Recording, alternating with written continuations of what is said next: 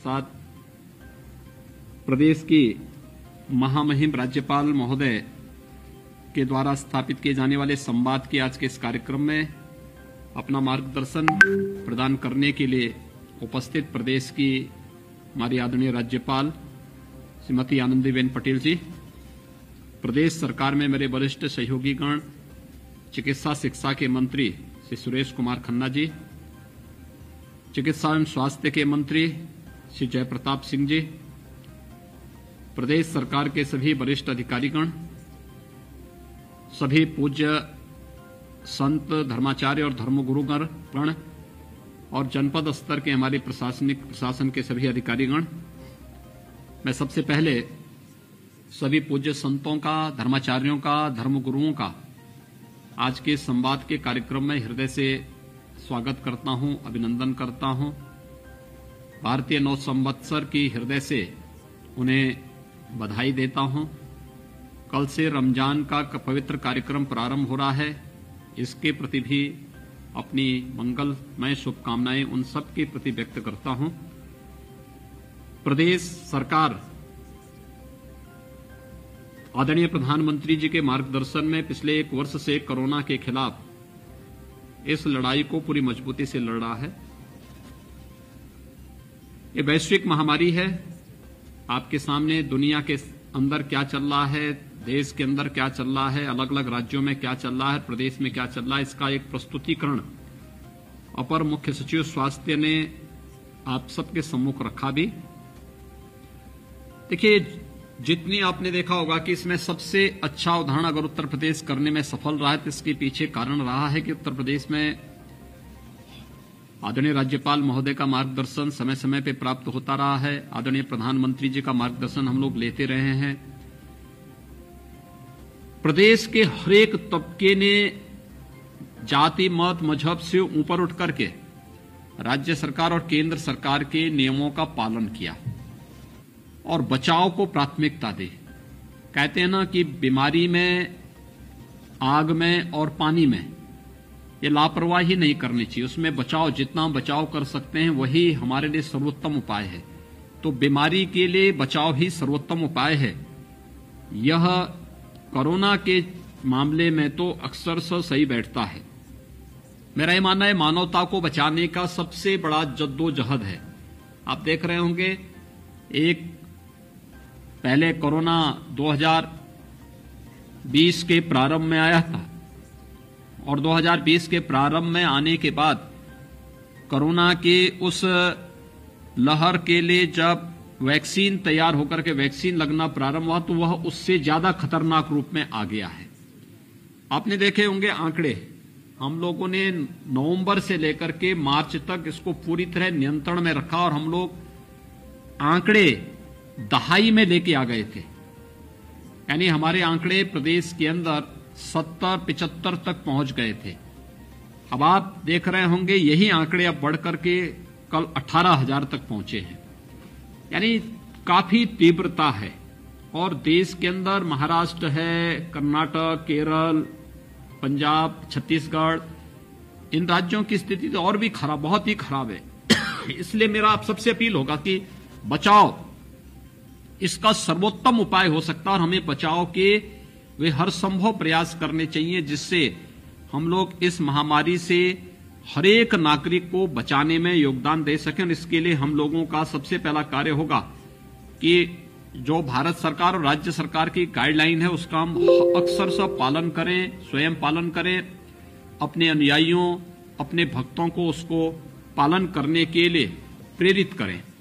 दूसरा, जो बात मैंने पहले भी कही थी, हम मानते हैं आस्था का सम्मान होना चाहिए, लेकिन आस्था मानव के लिए है, मानव आस्था के लिए नहीं है। ये जो कुछ भी है, जब मानव का अस्तित्व रहेगा तभी ये सब चीजें हैं। अगर मनुष्य ही नहीं रहेगा तो कुछ भी तो नहीं रह पाएगा। इसलिए आज के दिन पर कुछ देर तक हम लोगों को अपनी आस्था को एक ओर रख करके मानवता को बचाने के देश की सबसे बड़े अभियान का हिस्सा बनना होगा।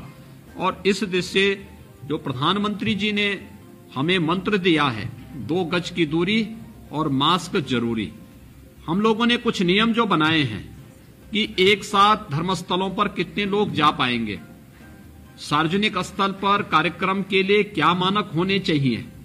अभी हम लॉकडाउन की तरफ नहीं जा रहे हैं, हम लोगों ने नाइट कर्फ्यू लगाया है और लॉकडाउन की तरफ जाने की आवश्यकता भी नहीं होनी चाहिए, क्योंकि हमें मानवता की जीवन को भी बचाना है और उनकी जीविका को भी बचाना है। जीवन और जीविका को बचाने के इस क्रम में जो सबसे अच्छे विकल्प हो सकते हैं उन्हीं में राज्य सरकार ने ये व्यवस्था तैयार की है। हम अगर धर्मस्थलों पर भी लोग आना चाहते हैं तो धीरे धीरे करके उनको लाने की व्यवस्था कर सकते हैं, जमावड़ा न हो, एक जगह भीड़ न हो, अव्यवस्था और अराजकता की स्थिति न हो, क्योंकि अगर एक भी संक्रमित व्यक्ति उसके बीच में आ गया तो संक्रमण इतना तीव्र है। पहले चरण में जो संक्रमण था उसकी स्थिति क्या थी, वहां पर स्थिति ये थी कि अगर एक व्यक्ति संक्रमित होता था तो पूरा परिवार संक्रमित नहीं होता था। अगर इम्यूनिटी ज्यादा है तो अन्य लोग बचे रहते थे, कोई दिक्कत नहीं होती थी। एक ही परिवार में हम लोग देखते थे कि 4 लोग हैं, 2 संक्रमित हो जाते थे, 2 नहीं होते थे। इस बार तो अगर परिवार का कोई एक मेंबर संक्रमित हो गया तो पूरा परिवार तत्काल इसके साथ संक्रमित हो जा रहा है। एक खतरनाक ट्रेंड चल रहा है और पता नहीं लग रहा है इस दौरान मृत्यु दर भी पहले लहर से ज्यादा है, इसलिए बहुत सतर्कता की आवश्यकता है। और खासतौर पर जहां घनी आबादी है, जहां परिवार में ज्यादा लोग रहते हैं, वहां पर तो इसके प्रति और भी सतर्कता की आवश्यकता है। एक तो ये इसलिए भी सतर्कता आवश्यक है, आज से नवरात्रि प्रारंभ है, कल से रमजान शुरू हो रहा है। मेरी आप सभी धर्म गुरुओं से अपील होगी कि जैसे पिछली बार आप लोगों ने अपील जारी की थी, कुछ सुझाव हमारे पास आए हैं, हम लोग यहां पे प्रशासनिक टीम के साथ बैठेंगे और इन सब पर विचार भी करेंगे। लेकिन मेरा आप सबसे अपील होगा कि तत्काल पहले हमारी ओर से प्रयास होना चाहिए कि हम लोग सभी जनता से, जनार्दन से, धर्म जो जितने भी आप लोगों के अनुयायी हैं, श्रद्धालु जन हैं, उन सब से अपील होनी चाहिए कि प्रदेश सरकार या भारत सरकार की जो भी गाइडलाइन है उसका पालन हर हाल में हो। ये हम लोग इसको एक तो देखने की व्यवस्था करें। दूसरा, अफवाह पर ध्यान न दें। देखिए, राज्य सरकार ने और केंद्र सरकार ने हर संभव प्रयास किए हैं। आप याद करिए, जब कोरोना का पहला केस आया था मार्च 2020 में, हमारे पास उस समय प्रदेश में केवल यानी एक भी टेस्ट करने की क्षमता नहीं थी। हमने कल 2,18,000 टेस्ट कल हम लोगों ने प्रदेश के अंदर किए हैं। लगातार उसकी संख्या हम बढ़ा रहे हैं। हमारे पास लैब आज के दिन पर हैं, बड़ी बड़ी लेबोरेटरीज हम लोगों ने स्थापित कर दी है। उनकी क्षमता को हम अगले कुछ दिनों में दुगना करने की ओर जा रहे हैं। बेड्स हमारे पास जब मार्च 2020 में मामले आए थे, एक भी बेड हमारे पास नहीं था। इस समय हमारे पास पर्याप्त बेड्स हैं, लेकिन संक्रमण जितना तीव्र है उसके क्रम में सरकार ये सभी प्रयास करें, क्योंकि बेड अकेले बेड नहीं बढ़ाना है, उसमें ऑक्सीजन की आपूर्ति भी कर रही है। ऑक्सीजन की सप्लाई के लिए उस प्रकार के इक्विपमेंट भी लगाने, एक दिन में नहीं लग जाएंगे। वेंटिलेटर लाना है तो वेंटिलेटर लाना ही नहीं है, वेंटिलेटर और एचएफएनसी के लिए उस प्रकार का ट्रेन मैन पावर भी होना चाहिए। हम उसकी ट्रेनिंग के कार्यक्रम हमारे चल रहे हैं, लोगों को उस प्रकार की भर्ती भी हम कर रहे हैं। कुछ समय लग सकता है। एम्बुलेंसेज ही आप आश्चर्य करेंगे, 4000 से अधिक एम्बुलेंसेज हम लोगों ने राज्य में इसके लिए लगाई हुई हैं, जो केवल कोविड के पेशेंट को लाने ले जाने में ही योगदान दे रही है। लेकिन हो सकता है कहीं पर कोई समस्या हो सकती हो और उसी को लेकर के मीडिया एक अफवाह फैलाने का प्रयास करे, तो किसी भी अफवाह में आए बगैर हम लोगों को राज्य की व्यवस्था के साथ जुड़ करके इन पूरे में अपना योगदान दे। अगर हम लोग देंगे, आप लोग देंगे, तो मैं फिर कह सकता हूं कि जैसा बेहतर प्रबंधन आदरणीय राज्यपाल महोदय के मार्गदर्शन में हम लोगों ने प्रदेश के अंदर पिछली बार प्रस्तुत किया था, राज्य सरकार उसको फिर से प्रस्तुत करने और उसको आगे बढ़ाने में सफल होगी। मैं एक बार फिर से आज के इस कार्यक्रम में आदरणीय राज्यपाल महोदय का हृदय से अभिनंदन करता हूं, उनका स्वागत करता हूं कि उन्होंने पिछले 3 दिनों में अलग अलग तबके के साथ जो संवाद का कार्यक्रम रखा है। पहले दिन सर्वदलीय बैठक के माध्यम से सभी राजनीतिक दलों के साथ, कल स्थानीय निकाय के जितने भी हमारे प्रतिनिधिगण थे, मेयर, चेयरमैन और पार्षदगण थे, उनका मार्गदर्शन प्राप्त हुआ, क्योंकि उनकी बड़ी भूमिका है स्वच्छता, सैनिटाइजेशन, फॉगिंग में। तो कल आदरणीय राज्यपाल महोदय ने उन सबका मार्गदर्शन किया।